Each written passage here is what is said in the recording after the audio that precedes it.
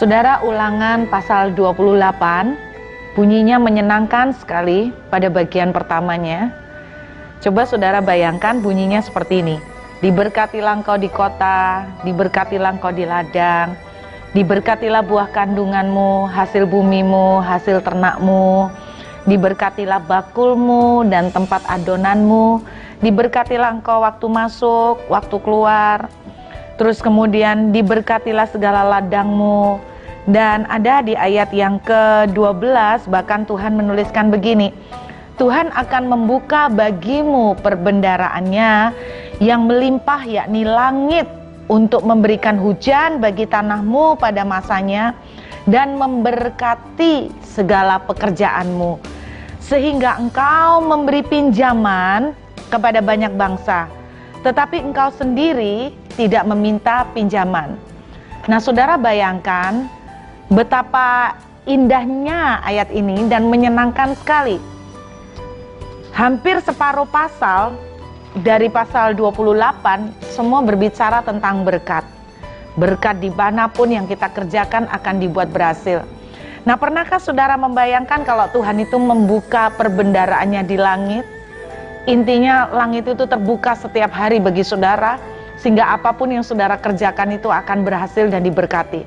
Bahkan Tuhan bilang, sampai engkau bisa memberi pinjaman, tapi engkau sendiri tidak meminta pinjaman. Bukankah ini semua merupakan keinginan dari kita semuanya? Tapi apa yang kita lihat di ayat yang pertama? Kenapa, bagaimana caranya kita bisa mendapatkan semua blessing ini? Di ayat yang pertama dari Ulangan pasal 28, Tuhan bilang begini, jika engkau baik-baik mendengarkan suara Tuhan Allahmu dan melakukan dengan setia. Melakukan dengan setia berarti juga melakukan dengan konsisten dan segala apapun yang kita mau lakukan. Dan segala perintahnya kau lakukan dengan setia yang kusampaikan kepadamu pada hari ini. Maka Tuhan Allahmu akan mengangkat engkau di atas segala bangsa di bumi. Jadi kuncinya adalah kita mendengarkan baik-baik. Arti mendengarkan baik-baik berarti kita harus benar-benar meneliti.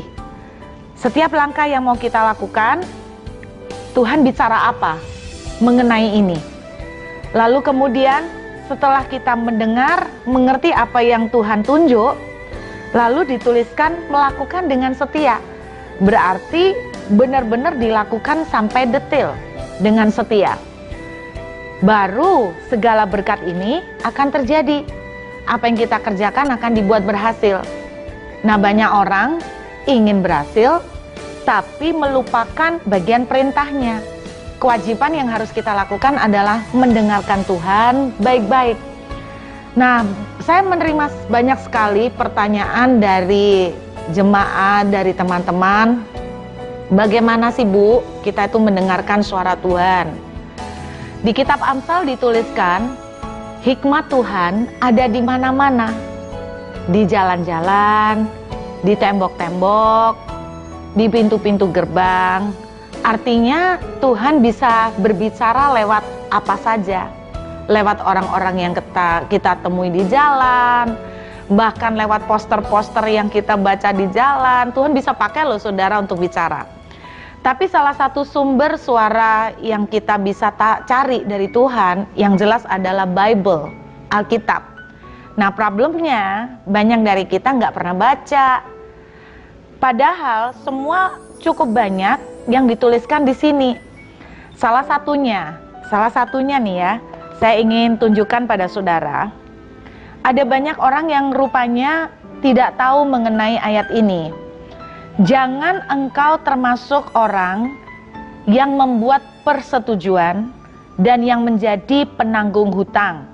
Ini ada di Amsal 22 ayat yang ke-26. Jelas sekali Tuhan itu ngajarin kita tidak boleh menjadi penanggung hutang buat orang lain. Misalnya kita kredit motor untuk adik kita tapi pakai nama kita, atau kita meminjamkan uang kepada orang lain dan kita menjadi penjamin.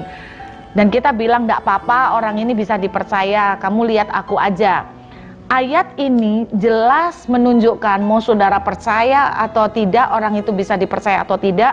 Alkitab bilang jangan engkau termasuk orang yang menjadi penanggung hutang. Nah, jelas-jelas firman Tuhan ngajarin nggak boleh. Nah, masalahnya kenapa banyak orang yang terjerumus dalam perkara seperti ini? Karena kita nggak baca ayat, karena kita nggak baca Alkitab. Karena itu saya mengencourage semua saudara, ya kadang-kadang memang membosankan mungkin pas bagian kitab bilangan, tapi kita terus aja saudara baca, dicicil satu hari berapa kita konsisten, dan ketika kita ngikutin itu, maka kata Ulangan 28, kalau kamu mendengar baik-baik, kamu melakukannya, kita kan berhasil. Dan satu contoh lagi nih saudara, ada di dalam Amsal 24 ayat 27, itu Tuhan itu ngajarin begini loh tentang membeli rumah misalnya.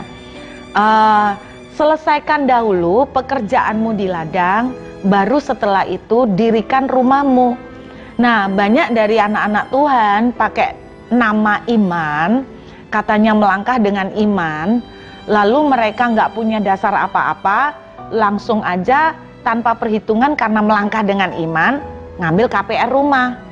Padahal ayat itu mengatakan, selesaikan dulu pekerjaanmu di ladang, baru setelah itu dirikan rumahmu. Dengan kata lain, salah satu hal yang Tuhan mau sebelum kita bisa beli rumah, paling tidak kita harus punya pekerjaan yang sudah tersettle, saudara. Jadi iman itu bukan berarti nekat tanpa perhitungan. Iman itu justru karena iman kita tuh menghitung. Tuhan bilang sebelum kamu pergi berperang, hitunglah untung ruginya, hitunglah segala risiko-risikonya. Jadi saudara, sebetulnya di Alkitab sudah banyak sekali yang Tuhan ajarkan mengenai bagaimana kita harus menjalankan kehidupan ini sehingga kita tidak perlu terperosok dalam kerugian-kerugian yang besar. Saya menemukan satu orang dari sebuah kota, pengusaha yang sangat hebat. Saya kaget ketika berkunjung ke pabriknya dia. Saudara, pabriknya bagus sekali, dan saya tanya apakah dia itu memakai sertifikasi ISO. Ternyata dia bilang, saya belajar mengatur pabrik itu dari Alkitab. Saya sangat terkejut loh saudara. Saya sampai tanya begini, loh emangnya di Alkitab ada cara untuk mengatur pabrik? Dia bilang, ada Bu, semua ada di Alkitab itu. Cuman kita tuh memang perlu waktu untuk merenungkan. Nanti Tuhan akan memberikan kita pengertian mengenai ayat-ayat yang kita baca. Karena itu hari ini saya mengajak saudara, ayo kita mulai kembali membangkitkan kebiasaan, mulai mencintai firman Tuhan, membaca. Karena semua yang saudara perlu tanyakan sebetulnya bisa kita temukan di sini. Tapi bagaimana kita bisa tahu kalau kita tidak pernah membaca? Mulai hari ini ayolah kita belajar, mungkin satu hari satu pasal, dan kita belajar terus saudara. Saya percaya Tuhan bilang begini, kalau kamu mendengar baik-baik firman-Ku, kamu melakukannya, kamu akan dibuat Tuhan berhasil dan diberkati. Tuhan memberkati saudara semuanya.